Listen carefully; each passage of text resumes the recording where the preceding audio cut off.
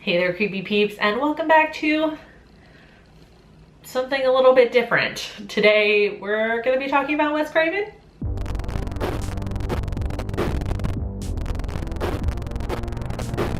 Before I get into all of that though, I want to say thank you to my creepy patron peeps for your support of my channel. Thank you so much.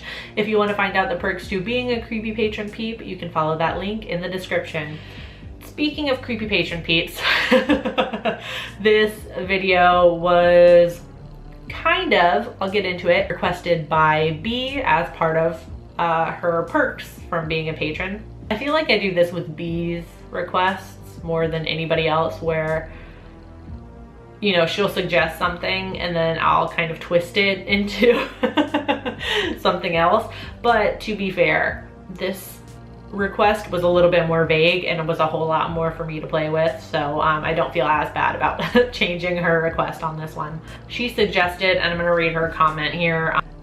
She wrote, okay, here it goes. He was, is, and always will be my favorite horror director, and I know you love him too, Wes Craven. Do a video about your favorite Craven films, or better, favorite moments / scenes in Craven films. Are there any films he directed you haven't seen? I know I have still some left. What was your first Craven film? Just all stuff like that. Just make sure it is a video all about our beloved Wes Craven. Thank you. So obviously I was kind of looking at her comment and just like, how am I gonna do this? At first I was like, oh, maybe I'll do a biography type video, but I feel like there's just already so many done on Craven, so I'm like, there's nothing really new I can bring to the table except my opinions about his movies and about his directing style. So that's where I was like, okay. So I guess what I did was kind of create a tag. I didn't create it with the intention of being a tag, so I'm not going to tag anybody at the end of this video. By all means, if you want to do this, feel free. But that wasn't the intention, and I kind of created it questionnaire style. So, and because I have to have a cutesy, catchy name for everything, I'm calling this Masters of Horror, and I'm thinking of making it kind of like a series on this channel. The whole video is going to be based on the director that you choose. So obviously this first one, per B's request, is going to be Wes Craven. You guys, I think you'll get it once I jump into it, so I'm going to stop trying to explain it. But I'm hoping to do more of these with different horror directors, the, you know, classic big name variety, and some newer horror directors as well. So without further ado, let's get into this. Obviously, the director we are talking about today is Wes Craven. He was born August 2nd, 1939, and unfortunately passed away August 30th of 2015 of brain cancer. So it's kind of fitting that we're doing Wes Craven this month, you know, because this is August is when he was born, August is when he passed away.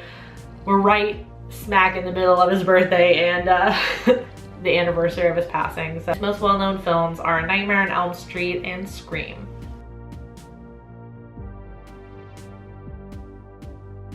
This is no surprise to anybody. I've said it a million times. I'll continue to say it millions of more times. It's Scream. It's the perfect combination of scary and funny, but it's not a horror comedy. I don't consider it a horror comedy. I don't think anybody else does. As somebody who loves to study horror and pick apart, you know, little bits and pieces and analyze it, Scream is like the perfect movie because, you know, is commenting on the slasher genre while also being an effective slasher movie. It's my favorite movie of all time, so I could go on and on.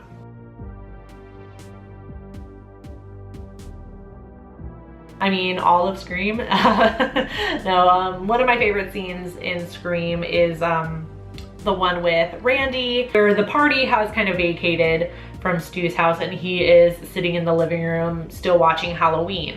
The cameraman in the van watching him from the little hidden camera they've set up, and there's this wonderful moment.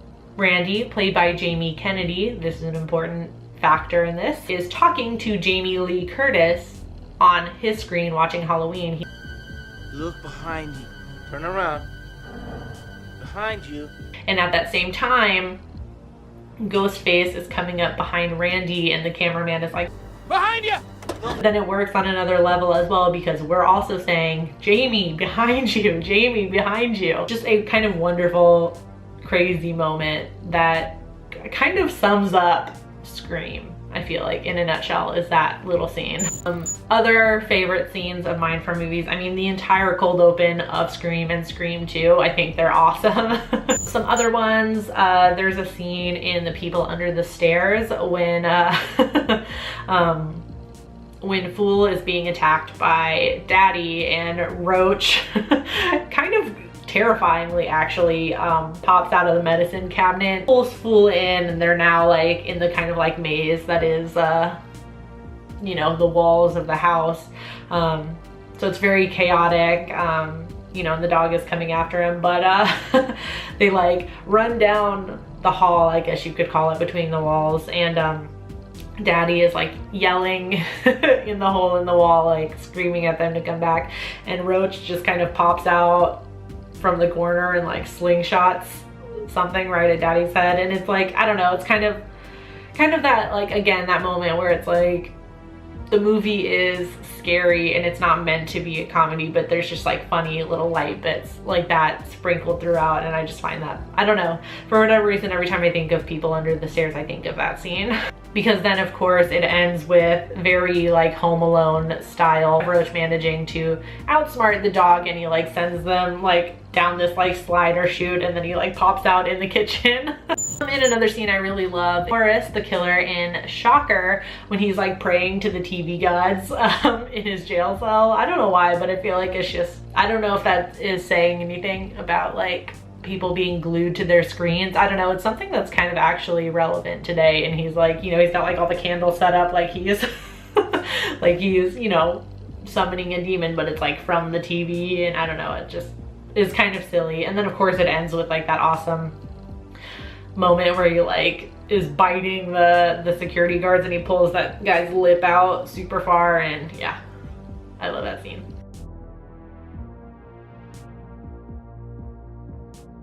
Of course, I have a couple of options. I've said this a bunch of times. Tatum's death in Scream, the doggy door / garage door kill. Another kind of popular choice among a lot of people is Glenn's death in A Nightmare on Elm Street, when he gets sucked into his bed and then all of the blood comes shooting out of the bed like geyser style. And you can tell I have a thing for deaths where, you know, there's blood everywhere, because Allison's death in Shocker, even though you really don't see it, you see the aftermath, which is intense.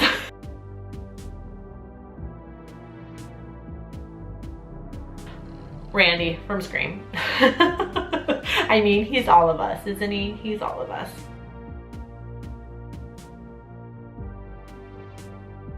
Couldn't pick a favorite quote from any of his movies, because I would just be sitting here, I could do a whole video on like favorite quotes from Wes Craven movies. I do like one quote from Wes Craven in particular. Horror films don't create fear, they release it. And that's really the essence of all horror movies, and why I like to study, analyze, pick apart horror movies, because they are reflecting very real fears that we have in the real world. And yeah, I'll get into that in a second.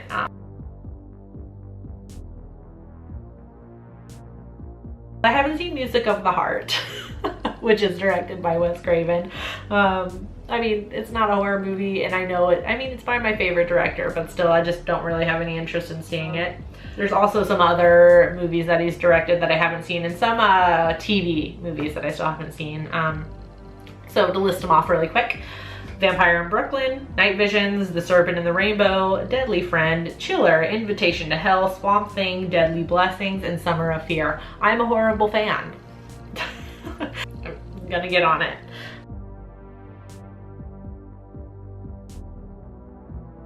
So kind of going back to that quote that I was talking about, a horror doesn't create fear, it releases it. That quote kind of speaks on how in, you know, when we go to see a horror movie, they usually touch on a very real fear that we have, whether it's fear of the open ocean, if you saw my review of The Meg, or it's a fear of you know, somebody breaking into your home and wanting to kill you, home invasion, anything. They do, you know, at their core, they speak to very real fears that we have.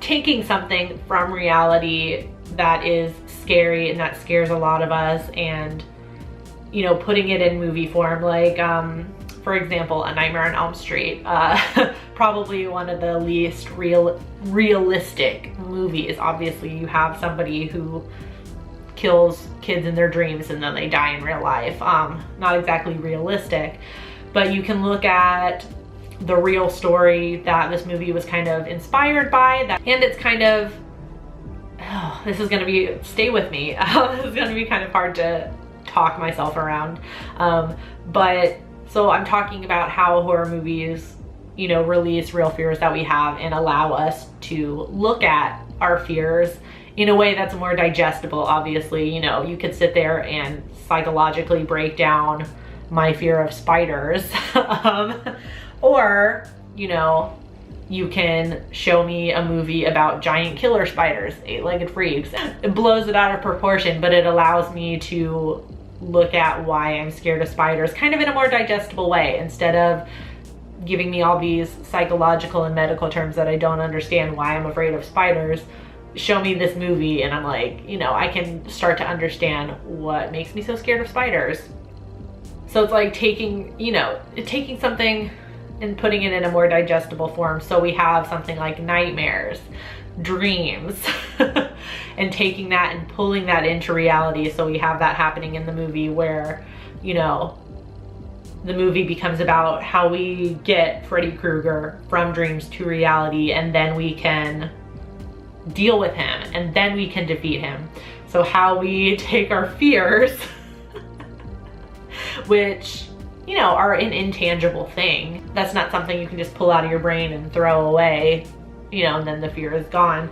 You take it and put it into something that's a little more tangible, like a movie that you can then deal with. Does that make any sense? I hope that made sense. It makes sense in my brain. That's why I like his movies. I feel like a lot of his movies kind of deal with that sort of thing.